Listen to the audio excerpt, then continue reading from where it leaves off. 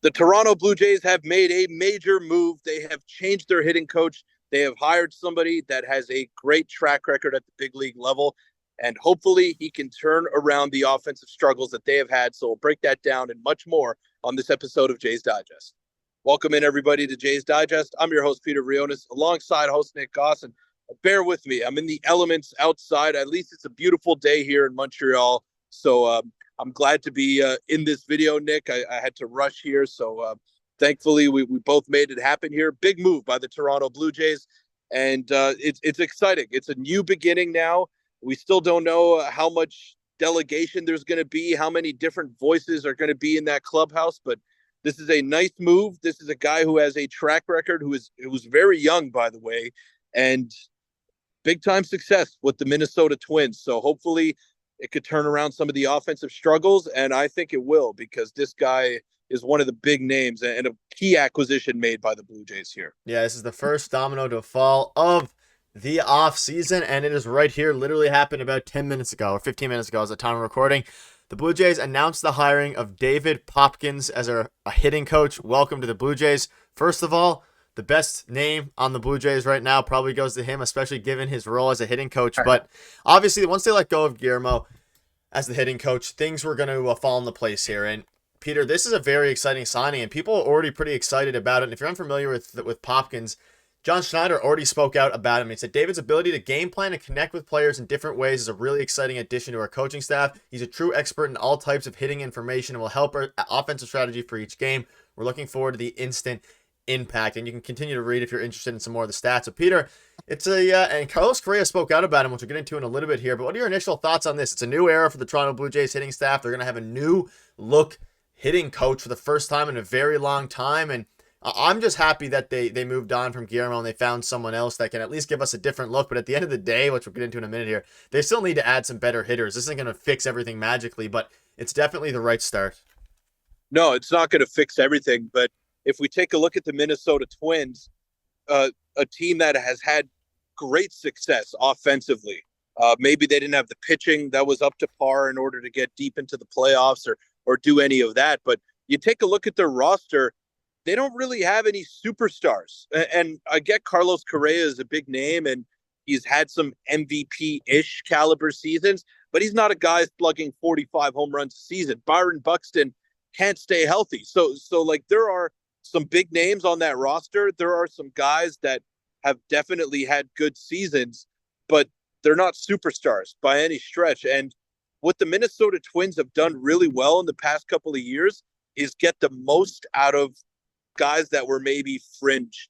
So we'll use Ryan Jeffers as an example. He was a catcher, obviously had a little bit of pop in his bat, but he was able to be unlocked by the Minnesota Twins. And he had great offensive seasons there. And he was instrumental in the middle of that lineup, getting them to the playoffs last season. Carlos Correa spoke out about it, and he basically said that he transformed me as a hitter. He made me realize that I don't have to hit home runs all the time. I don't have to be a guy who slugs 45 jacks a season. Like, there are different approaches to hitting, and not everybody can have the same approach. And I think that was the issue with the Toronto Blue Jays in the past couple of seasons. It was the fact that they were all expected to be spray hitters, contact hitters, put the ball in play, and not everybody is built that way. Not everyone can be Vladdy and hit 330 on the season.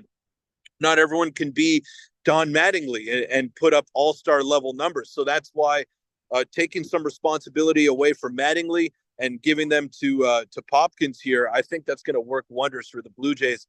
And the fact that the one thing that everyone is saying about him is that he can connect with players. He understands players individually. I think that is going to help the Blue Jays out immensely, because they're just a conglomeration of a bunch of different players. There's no one player on the Blue Jays that is the same as the guy next to him. So I think bringing in a guy who understands different swings, who understands different types of players, different levels of talent, I think that'll really help unlock this Blue Jays lineup. But you're right, Nick.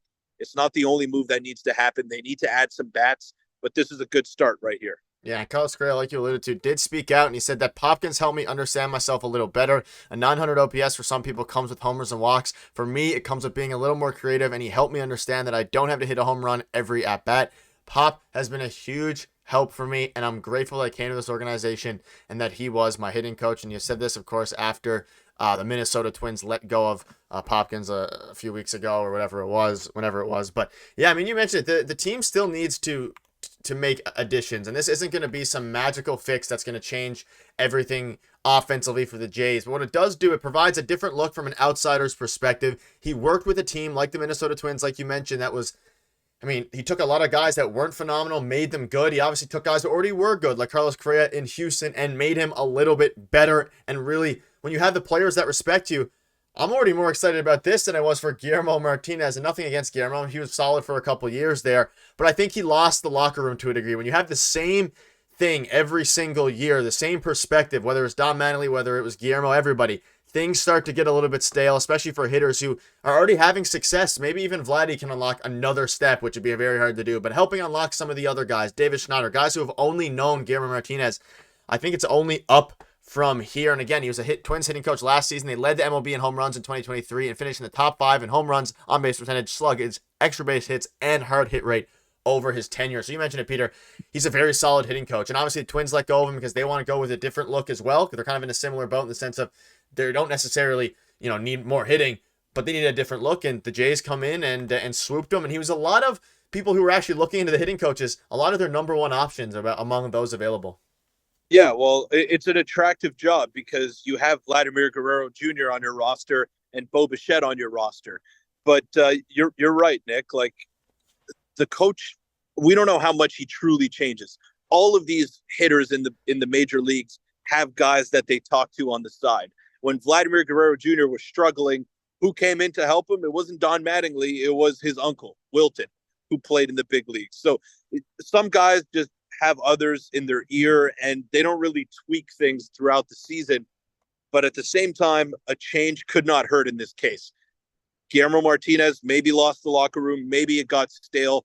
Don Mattingly was in an elevated role last year as the offensive coordinator. I still don't know what that means. You could enlighten me on that, Nick. But he was the guy last year for offensive strategy, and the Blue Jays had one of the worst offensive seasons that we've seen in the past decade. So it was time for a change. I'm glad that Mattingly is no longer involved on that front. And they're changing some things up here. He's 34 years old. Yeah. He was with the Dodgers minor league system as well before he went to the Twins. So that's proof right there that the Dodgers minor league system, they develop talent and they develop good young hitters. So he has a track record, not just at the big league level, but in terms of development and bringing guys up through the minor league ranks. So I'm excited for this. But again, it can't be the solution for the offseason. It's a start. It's a great start, in my opinion, because he was the number one option for a lot of teams out there. But you've got to add plus. And bringing him in will probably help the guys internally, but you still need to add a little bit more talent because you were deficient in that area last year, and it reflected in your record and the fact that you missed the playoffs in a year where the American League was as weak as we'd ever seen it in the past few seasons. Yeah, and I think he also played some time in the Cardinals, actually played for their minor league affiliate. So let us know in the comments what your thoughts are on all that. It's the first move of many to follow, and we'll definitely keep you up to date with every single move that goes down because it is going to be an active offseason. So make sure to hit the subscribe button. We'll see you tomorrow.